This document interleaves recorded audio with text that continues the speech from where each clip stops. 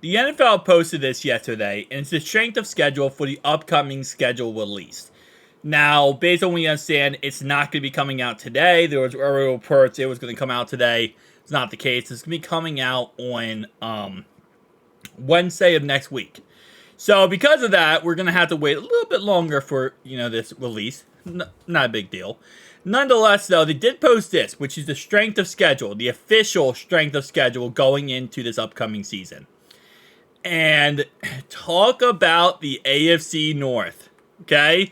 The toughest schedule for this upcoming season is the Cleveland Brownies at number 1. They have the hardest schedule in the NFL. Number 2, the Baltimore Ravens. Number 3, the Pittsburgh Steelers. Talk about a gauntlet that the AFC North is going to be going through this upcoming season. Well, for those 3 teams. For us, though, we're down there at not 16. Excuse me. We're down there at, where are we at? 16, yeah, 16. Tied for 16 with the Commanders, Vikings, Chiefs, and then, well, actually not Denver Broncos. Chiefs, Vikings, and Commanders were tied with. Which I still think is crazy how the Chiefs have an easy schedule. Considered easy schedule according to strength of schedule. But at the same time, they really didn't have a good year last year. Like, a lot of people forget about that. And a lot of Chiefs fans, I feel like, really overdo how they did last year. Because they actually did really freaking bad. But they ended up obviously finishing successfully. But in the end, they had a bad season. So that's why their strength of schedule is also really bad. Because of the fact they had a bad season. Although, Ravens, I'm surprised they're not at the toughest schedule because they finished with the best record. But somehow, some way, they're not. The Brownies, though, man, I just feel like the NFL hates them. I feel like the NFL just like, you know what? We hate both Ohio teams, so we're going to figure out a way to fluff over one of the two.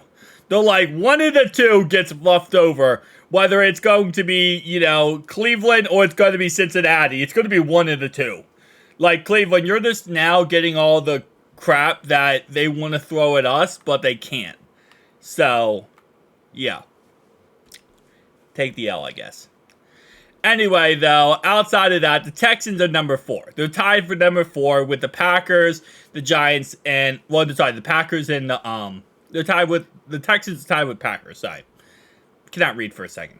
That's not surprising, to be honest. The Packers obviously had a great season last year. Jordan Love played pretty damn amazing, for being honest here. And the Texans, again, another really good team last year. Was not expecting them to be as good as they were, and they ended up being really damn good. The Giants and the Bills tied for the next one. I don't know why the Giants are so high up on the strength of schedule. They had an awful season last year, but the NFL does not care.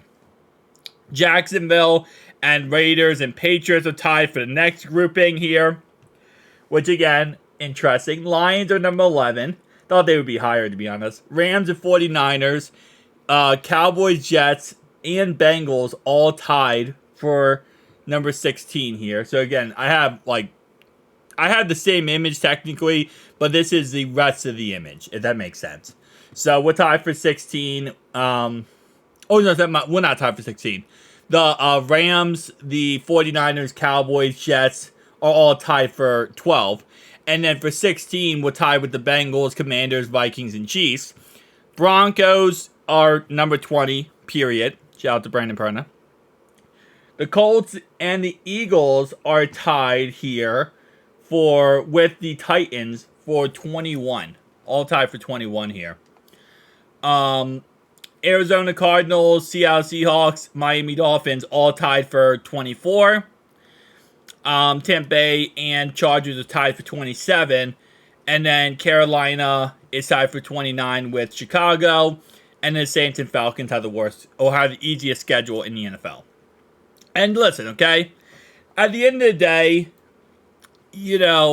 we say the strength of schedule and we say, oh, this team's going to be bad or that team's going to be bad or, this really indicates how...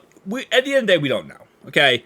At the end of the day, if we're being honest here, we don't know who's going to be good, who's going to be bad. This is strength of schedule based off last season. And last season, yes, in some way, it is true that last season does indicate how this season's going to go, but not entirely. Yeah, last season gives us a framework on how good these teams might be, but next season it's very possible that, this upcoming season, very possible that teams got a lot better in the offseason. This always happens. I mean, the Texans went from the worst team to the best team. But not last year, but the year before that, if we talked about the Texans, nobody would be saying, oh yeah, the Texans are one of the best teams in the NFL. We were saying how they were the worst team in the NFL. They were trash. They were garbage. And now they're one of the best teams. So, that's just kind of how football works. Football changes over the years. One year, a team could be really great. One year, a team could be really bad. So, it's very possible.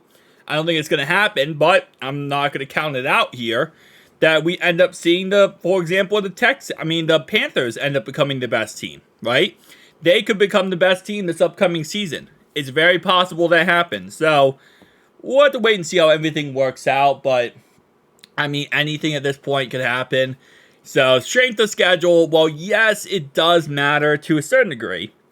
It's not the end-all, be-all at the end of the day, right? It's not the end-all, be-all of how everything is going to be structured or who's going to have the easiest. Because in the end, you look at strength of schedule in the last week of the season, and you look back to the regular season, and you're like, wow, we did not have, you would not see the same strength of schedule as you would, now, right? It just, because, again, teams got better. Teams are better.